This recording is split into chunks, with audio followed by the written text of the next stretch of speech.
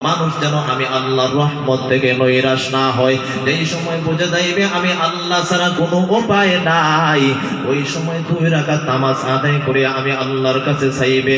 বান্দা বান্দি আমি আল্লাহর কাছে চাইতে দেরি হয়, আমি আল্লাহ বান্দা বান্দির চাওয়া পূরণ করতে দেরি না।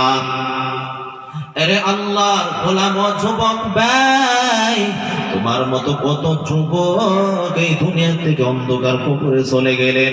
তুমি ওই সমস্ত যুবকের দিকে তাকাও, তারও তো তোমাদের মতো এই দুনিয়াতে চলাফেরা করলেন, কিন্তু আজ অন্ধকার কবরের মধ্যে চলে গেলেন তোমাকে রাখিয়া। রাহমাতুল লিল আলামিনের জমানায় এক যুবক যখন খারাপ কাজ করতো, জিনার কাজ করতো, মধুজা লটারির মধ্যে লিপ্ত হয়ে গেল, এলাকার সব মানুষ ওই লোকটাকে এলাকার থেকে বিতাড়িত করে দিল। মানুষ পরামর্শ করতেছে ওই যুবকটা যদি এলাকার মধ্যে থাকে অন্য অন্য যুবককে খারাপের দিকে অগ্রসর করবে।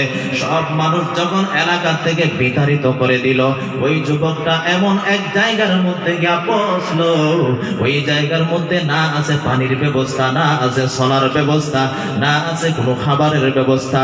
ওই যুবকটা দেখো মরণাপন্ন হয়ে গেল, এমনিতে মৃত্যুবরণ করলো। আল্লাহ পাক রব্বুল আলামিন জগতের নবী পয়গম্বর মুসা আলাইহিস সালামকে আল্লাহ পাক রব্বুল আলামিন পাঠিয়ে দিলেন। নবী পয়গম্বর মুসা আলাইহিস সালাম ওই জায়গার মধ্যে যাও, গিয়া দেখো তো আমার একজন প্রিয় বান্দার আজরাইল আলাইহিস সালাম তার জানটা কাড়িয়া নিল।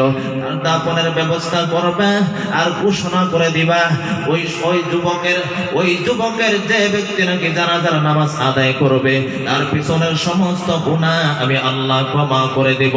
নবী পয়গম্বর মুসা আলাইহিস সালাম ঘোষণা করে দিলেন, কে আছো এমন মানুষ ওই যুবকের জানাজার নামাজ আদায়